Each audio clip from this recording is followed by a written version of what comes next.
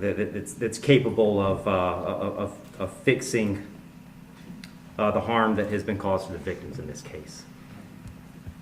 So that being said, I've got to start with the law. I'm bound by the law, and the law gives me a guideline for how to analyze an appropriate sentence in this case. So I want to start with the Camacho case.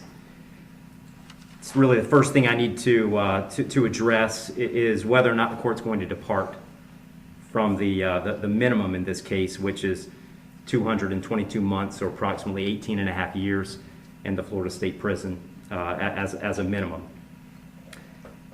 The Camacho case, as Mr. Fitzgibbons pointed out and argued, lays out really a three-factor test. Is there a valid legal basis for departure?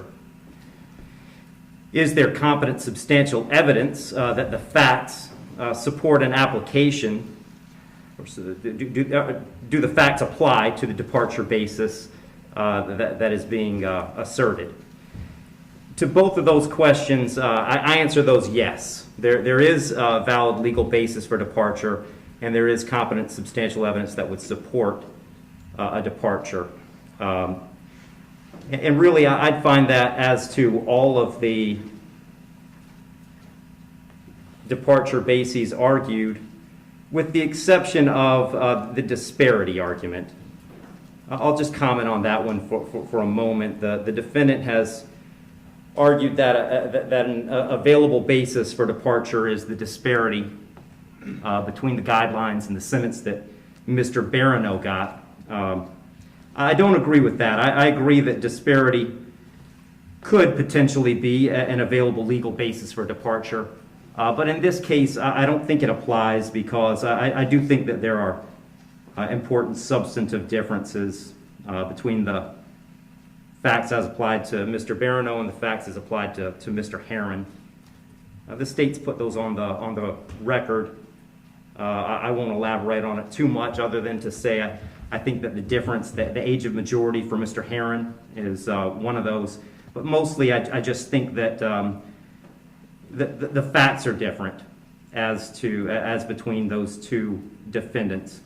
And so I don't believe that the facts in this case support that as a departure basis because I believe that a disparity in sentence between Mr. Barrineau and Mr. Herrin is appropriate in this case. That brings me to the third question of should essentially the third factor under the Camacho case is should the trial court depart? And the court in this case is going to decline to depart. So I'm answering that question in the negative. The trial court in this case is not going to depart. And I don't reach that decision lightly.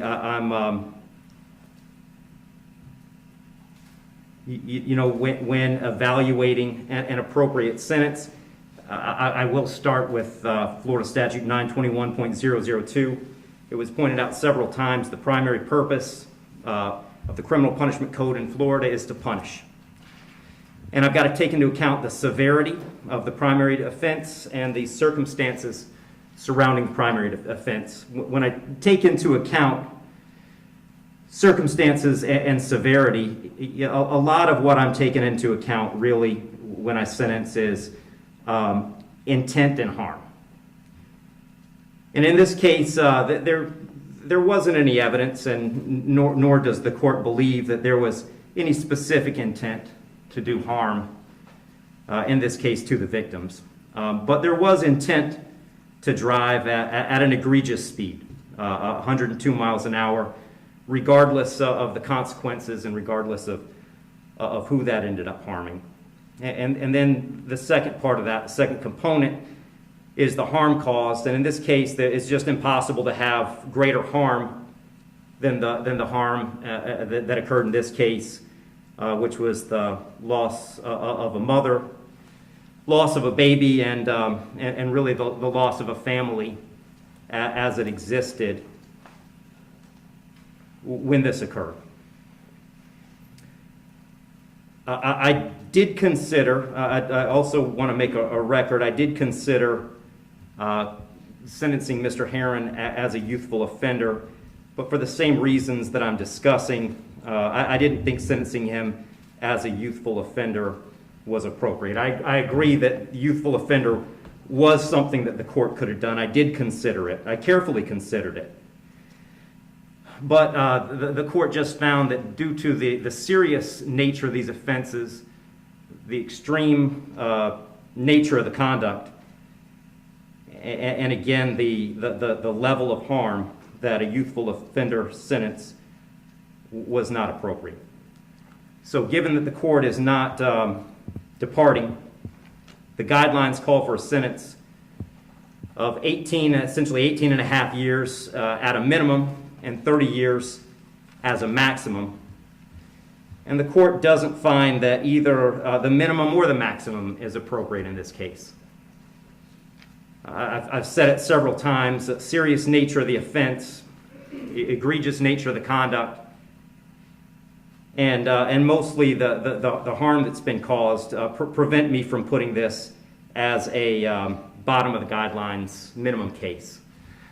But the departure bases argued by the defendant did provide some reason not to put it at the top of the maximum.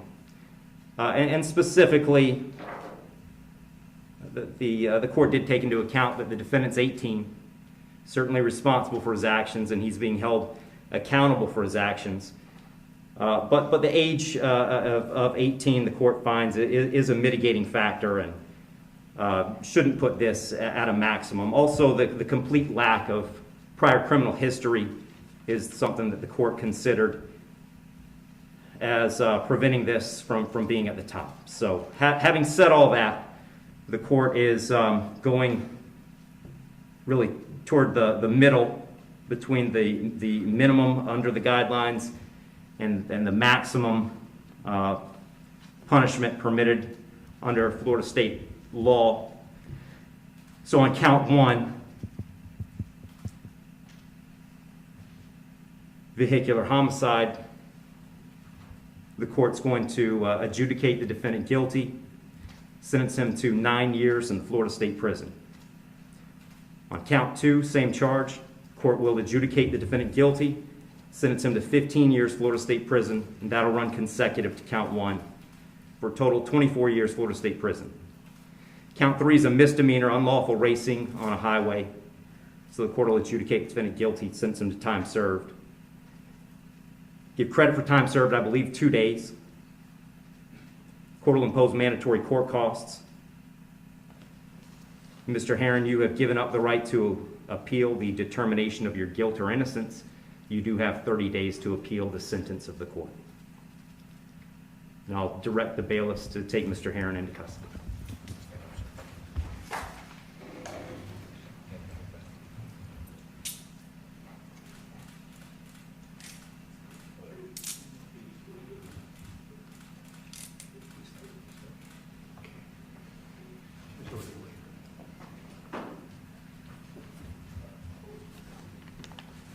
Wish you well, Mr. Herrin. Is there anything else from the state? Nothing from the state, Your Honor. Anything else from the defendant before we adjourn? The court will be adjourned. Thank you. Court's adjourned.